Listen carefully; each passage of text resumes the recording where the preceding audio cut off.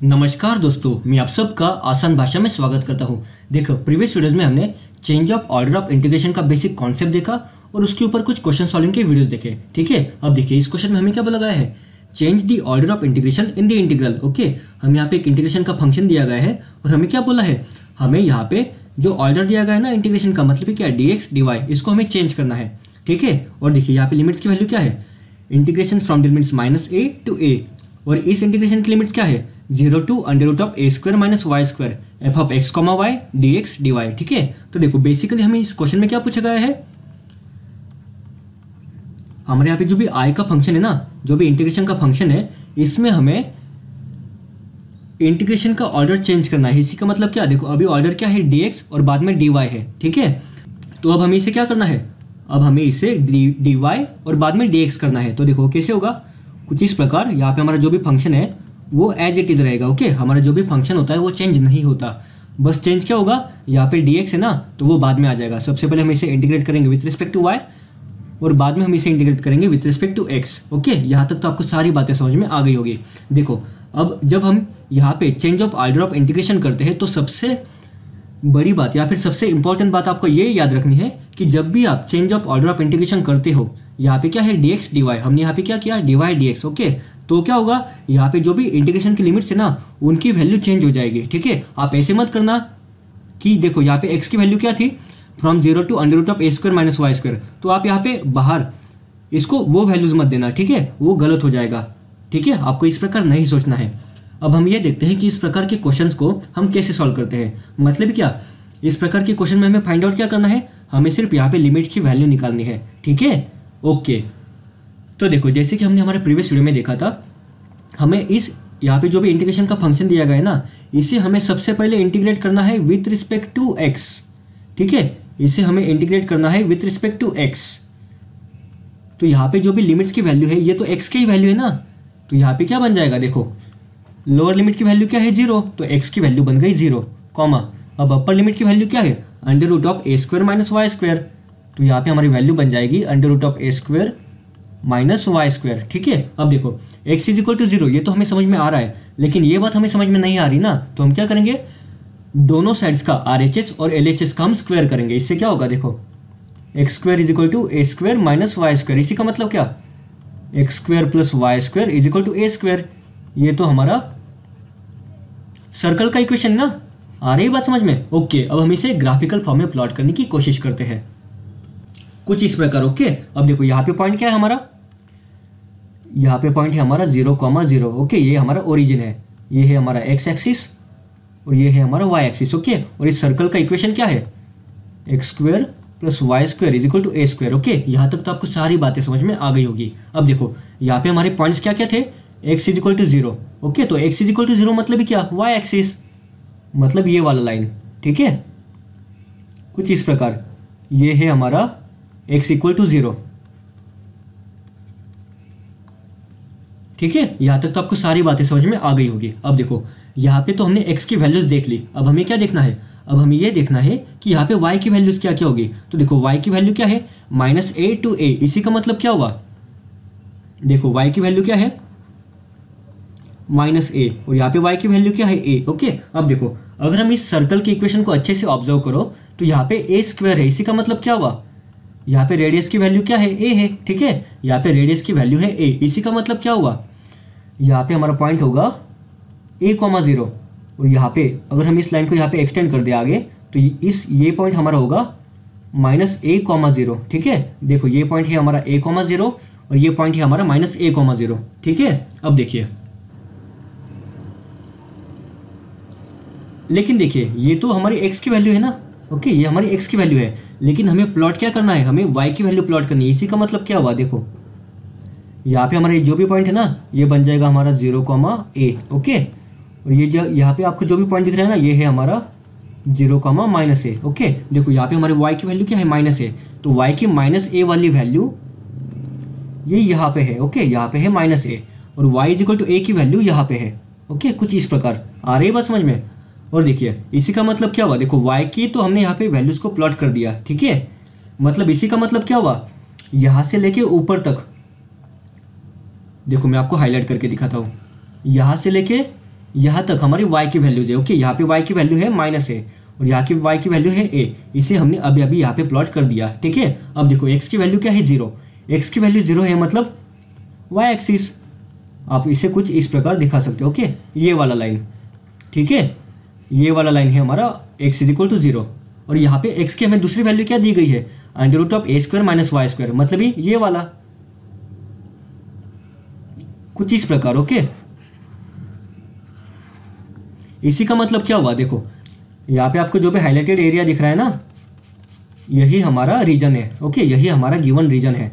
आ रही बात समझ में? देखो आपको यहाँ पे जो भी हाईलाइटेड एरिया दिख रहा है ना, यही हमारा गिवन रीजन है। ओके, अब देखो अगर हमें अब इस इक्वेशन में हमें सबसे पहले हमने इसे with respect to x integrate किया था ना, अब हमें इसे सबसे पहले with respect to y integrate करना है। अगर हमें सबसे पहले इसे with respect to y integrate करना है तो हम क्या करेंगे, हमें पता है अगर हमें सबसे पहले with respect to y integrate करना होता है तब हम क्या करते हैं, देखो हम क्या करेंगे, हम यहाँ पे एक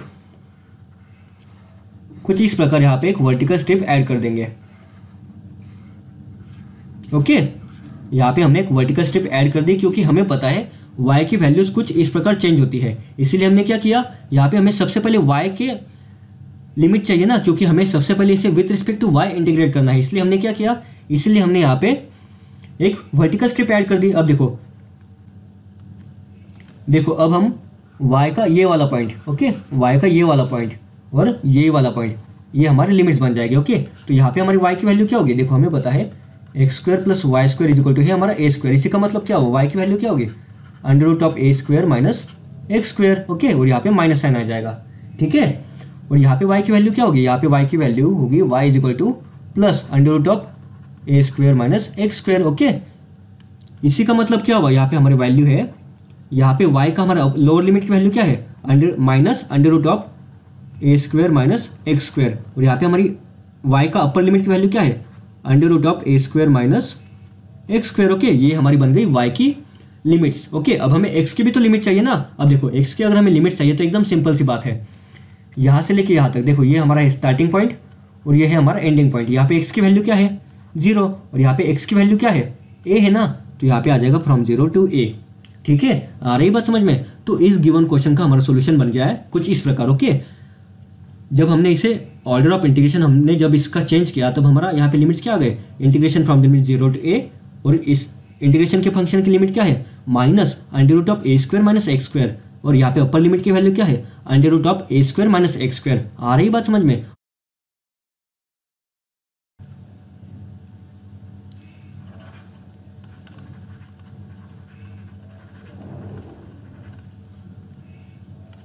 अब देखिए इस क्वेश्चन में हमें क्या बोला गया है, evaluate the double integration of x/x² + y² dx dy, और यहाँ पे लिमिट्स की वैल्यू क्या है, integration from the limit 0 to a and integration from the limits y to a। Okay, और देखो यहाँ पे हमें क्या बोला गया है, bye changing the order of integration. Okay, अब चलो थोड़ी देर के लिए मान लो कि हमें यहाँ पे ऐसा स्टेटमेंट नहीं दिया गया, हमें गिवन क्वेश्चन में बस इतना ही पूछा है कि इसका हमें डबल इंटीग्रेशन का वैल्यू हमें फाइंड आउट करना है। तो देखो अगर आप इसे अब अच्छे से ऑब्जर्व करो तो इसे हमें सबसे पहले विथ रिस्पेक्ट टू x इसका इंटीग्रेशन लेना है, लेकिन यहाँ पे इंटीग्रेशन का फंक्शन क्या है, x/x² + y²। तो देखो इस फंक्शन का with respect to x integrate लेना काफ़ी मुश्किल है ना, काफ़ी मुश्किल है, लेकिन अगर इसी फंक्शन का हम सबसे पहले with respect to y integration ले तो वो आसान बन जाएगा, क्योंकि यहाँ पे y की सिर्फ एक ही टर्म है। ओके, तो देखो इसी प्रकार के क्वेश्चन में अगर आपको सिर्फ इतना ही पूछा जाए तो आपको ये बात समझ में आनी चाहिए कि इसे हमें सॉल्व करना पड़ेगा by changing the order of integration. आ रही बात समझ में? इसीलिए हमने स्टार्टिंग में आपको बताया था कि अगर आपको क्वेश्चन में ऐसा बोला भी नहीं होगा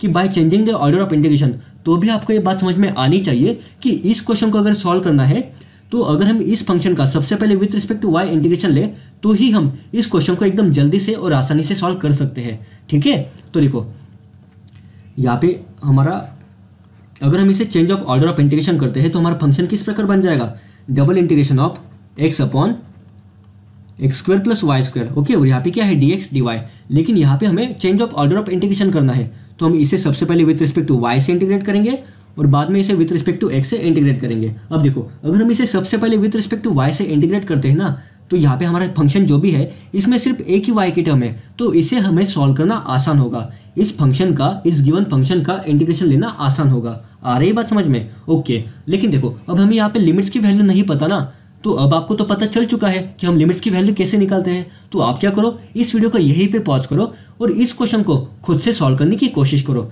जिससे कि क्या होगा, आपको समझ में आएगा कि आपकी अंडरस्टैंडिंग कितनी है। ठीक है, और अगर आपसे सॉल्व नहीं होता तो हम तो इसे सॉल्व करने ही वाले हैं। ठीक है ना, तो आप इस वीडियो को यहीं पे पॉज करो और खुद से इस क्वेश्चन को सॉल्व करने की कोशिश करो।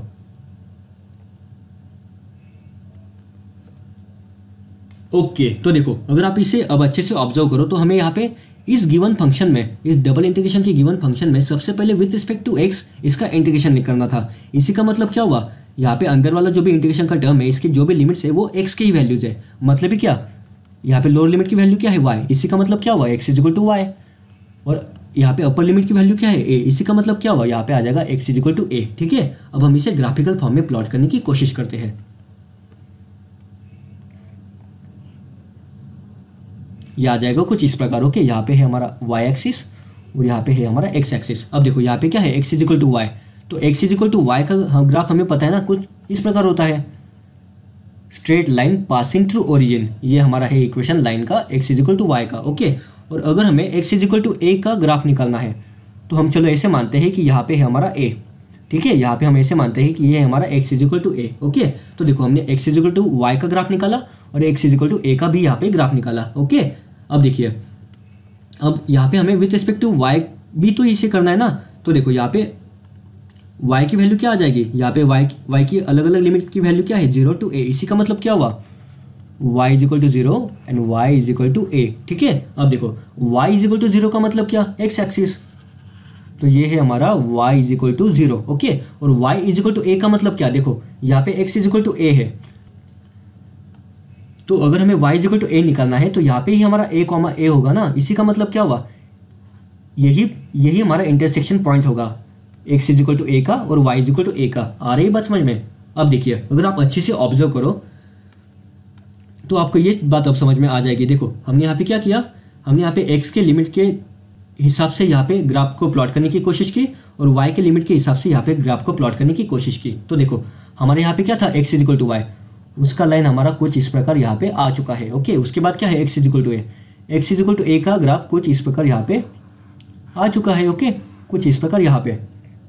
इसके बाद देखिए y is equal to 0, y is equal to 0 का ग्राफ कुछ इस प्रकार यहाँ पे आ चुका है। ठीक है, और बाद में क्या है, y इज इक्वल टू ए। तो y is equal to a का ग्राफ कुछ इस प्रकार यहाँ पे आ चुका है। अब देखो अगर आप पूछो कि इसमें कॉमन एरिया कौन सा है, अगर आपके दिमाग में सिंपल सा क्वेश्चन होगा कि इसमें कॉमन एरिया कौन सा है, तो देखो ये हमारा कॉमन एरिया नहीं है। ठीक है, आ रही बात समझ में, क्योंकि देखो इतना ही हमारा रीजन जो भी है ना वो हाईलाइट हो रहा है। इसी का मतलब क्या हुआ, यही हमारा गिवन रीजन है। ओके, यही हमारा जो भी हमने यहाँ पे हाईलाइट किया है ना, यही हमारा गिवन रीजन है। आ रही बात समझ में। अब देखिए अगर आपको अभी भी डाउट होगा कि हमने यहाँ पे जो भी ग्राफ निकाला है क्या वो सही है या गलत है, अगर आपको इसे वेरीफाई करना है तो आप क्या करोगे, देखो सिंपल सी बात है, आप यहाँ पे क्या करोगे, आप यहाँ पे देखो, यहाँ पे हमने इसे सबसे पहले with respect to x integrate करना है ना।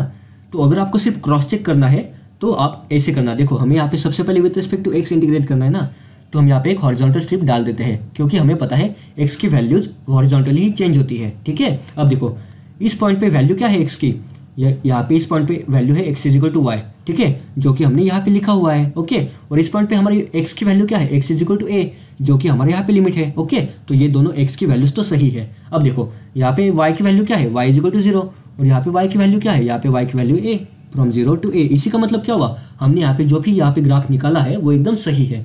आ रही बात समझ में। ओके, लेकिन देखो हमें यहाँ पे एक्चुअल में तो विथ रिस्पेक्ट टू y इसे सॉल्व करना है ना। तो अगर हमें इस क्वेश्चन को with respect to y solve करना है तो हम क्या करेंगे, अब हम यहाँ पे हमें इसे with respect to y integrate करना है ना, तो हमें यहाँ पे y की लिमिट्स की वैल्यू चाहिए। तो हमें पता है y की वैल्यू किस प्रकार चेंज होती है, वर्टिकली। तो हम यहाँ पे एक वर्टिकल स्ट्रिप कुछ इस प्रकार का, ओके, कुछ इस प्रकार का हम यहाँ पे एक वर्टिकल स्ट्रिप ऐड कर देंगे।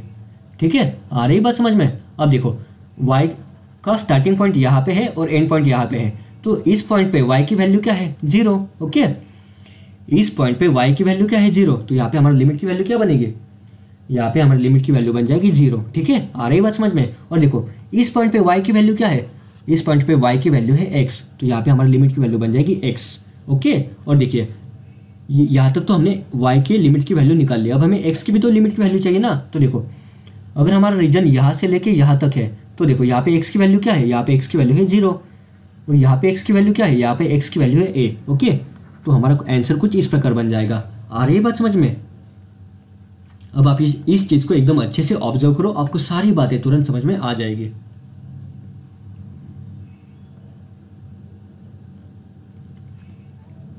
ओके, अब आप इसे आगे सॉल्व कर सकते हो ना। देखो इसे आगे सॉल्व करना एकदम सिंपल सी बात है। देखो यहाँ पे क्या आ जाएगा, integration from the limit 0 to a, यहाँ पे क्या है, integration from the limit 0 to x। देखो इस x को हम बाहर ही रखते हैं क्योंकि यहाँ पे हमें इंटीग्रेशन लेना है विथ रिस्पेक्ट टू y, तो x का टर्म तो हमारा कांस्टेंट है ना, इस बाहर लिख देंगे और यहाँ पे क्या आ जाएगा 1/x² प्लस y², यहाँ पे आ जाएगा dy और यहाँ पे आ जाएगा dx। ओके, अब देखो हमें एक बेसिक सिंपल सा फॉर्मूला पता है, 1/x² प्लस y² का अगर हमें इंटीग्रेशन लेना है विथ रिस्पेक्ट टू y, तो ये क्या होगा 1/x into tan inverse of y/x, क्योंकि ये हमारा बेसिक फार्मूला है। ओके, और ये हमारा फार्मूला कहाँ से आया, तो देखो 1/a² प्लस x² का अगर हमें इंटीग्रेशन लेना है विथ रिस्पेक्ट टू x, तो इसका सोल्यूशन क्या होता है 1/a into tan inverse of x/a। ठीक है, कुछ इस प्रकार। इसी हमारा स्टैंडर्ड फार्मूले के साथ हमने यहाँ पे ये फार्मूला डिराइव किया है। ठीक है, अगर आपको ये फार्मूला पता नहीं है तो आप इसे अच्छे से आपके नोट्स में तुरंत ऐड कर लेना। ठीक है, अब हम इसे रब कर देते हैं। तो देखो हमारा इंटीग्रेशन कैसे बनेगा, integration from the limit 0 to a, यहाँ पे x हमारा कांस्टेंट है। ओके, और इसका इंटीग्रेशन क्या था हमारा 1/x into tan inverse of यहाँ पे x नहीं, यहाँ पे हमारा मेन फंक्शन y है ना, तो यहाँ पे आ जाएगा y/a। ठीक है, और इसकी लिमिट्स की वैल्यू क्या है, फ्रॉम 0 टू x। ओके, और यहाँ पे a नहीं है। ओके, यहाँ पे है x और यहाँ पे आ जाएगा dx। ठीक है, देखो अब हमें क्या करना है, integration from limit 0 to a x into, अब हमें देखो इस x के साथ एक x कैंसिल आउट हो रहा है ना, तो ये x की टर्म कैंसिल आउट हो जाएगी। अब देखो tan इनवर्स ऑफ, अब हमने यहाँ पे इसे with respect to y integrate किया था, तो अब इस y की जगह पे हमें अपर लिमिट और लोअर लिमिट की वैल्यू सब्सटीट्यूट करनी पड़ेगी। तो देखो यहाँ पे अगर हम अपर लिमिट की वैल्यू प्लग इन करें तो यहाँ पे क्या होगा, tan इनवर्स ऑफ x/x, मतलब क्या, tan इनवर्स ऑफ 1, और हमें पता है tan इनवर्स ऑफ 1 की वैल्यू क्या होती है, π/4, क्योंकि देखो हमें पता है tan ऑफ π/4 की वैल्यू होती है 1, तो इसी का मतलब क्या हुआ, tan इनवर्स ऑफ 1 की वैल्यू होगी π/4। ओके, और tan इनवर्स ऑफ 0 की वैल्यू क्या होगी 0, तो यहाँ पे हमारा बस इतना ही होगा। ओके, इस टर्म को अगर हम सॉल्व करें तो यहाँ पे आ जाएगा π/4 और यहाँ पे हमारा dx जैसे कि वैसा ही। ठीक है, यहाँ तक तो आपको सारी बातें समझ में आ गई होगी। अब देखो यहाँ पे क्या है, π/4 का integration with respect to x क्या होगा, π/4 इंटू x, और यहाँ पे लिमिट क्या है, फ्रॉम 0 टू a। ओके, और अगर इसे हम और सिंप्लीफाई करें, मतलब क्या, अपर लिमिट और लोअर लिमिट की अगर हम यहाँ पे वैल्यू प्लग इन करें तो यहाँ पे आ जाएगा π/4 into a। Okay, π/4 into a, यही हमारे इस गिवन क्वेश्चन का सोल्यूशन है। आ रही बात समझ में? तो देखो कुछ इस प्रकार, आपको सबसे पहले क्या करना है, हमें यहाँ पे जो भी गिवन क्वेश्चन पूछा गया था ना, उसे सबसे पहले आपको समझ के लेना है कि क्या हम इसे डायरेक्टली हमें जो भी यहाँ पे लिमिट दिए गए हैं उसकी मदद से सॉल्व कर सकते हैं क्या। अगर वो डिफिकल्ट जा रहा होगा तब आपको ये सोचना है कि क्या होगा अगर हम इसका change of order of integration कर दें, मतलब क्या होगा अगर हम इसे सबसे पहले with respect to y integrate करें और बाद में इसे with respect to x integrate करें। ठीक है, और अगर change of order of integration करके अगर हम इसे एकदम सिंपल वे से सॉल्व कर सकते हैं तो अब हम change of order of integration की प्रॉपर्टी का यूज करके इसका ऑर्डर चेंज कर देंगे। लेकिन हम जब इसका ऑर्डर चेंज कर देते हैं तब हमें लिमिट्स की वैल्यू नहीं पता, और अगर हमें इसके लिमिट्स की वैल्यू निकालनी है तो हमें क्या करना पड़ेगा, यहाँ पे x के लिमिट्स और y के लिमिट्स की मदद से हमें यहाँ पे ग्राफिकल फॉर्म में इसे प्लॉट करना है और हमें यहाँ पे इसे सबसे पहले with respect to y integrate करना है। इसीलिए हमने यहाँ पे ये एक वर्टिकल स्ट्रिप ऐड कर दी और उसके मदद से हमने यहाँ पे लिमिट्स की वैल्यू निकाल दी, और उसके आगे एकदम सिंपल सी प्रोसीजर है। इसके आगे सिर्फ आपको इंटीग्रेशन के स्टैंडर्ड बेसिक फार्मूलाज का यूज करते हुए इसे आगे सॉल्व करना है। ठीक है, तो इस गिवन क्वेश्चन का हमारा सॉल्यूशन है π/4 into a। Okay, I hope आपको ये सारी चीज़ें एकदम अच्छे से समझ में आ चुकी होगी। अब इस वीडियो को हम यही पेंड करते हैं, हम फिर मिलेंगे नेक्स्ट वीडियो में।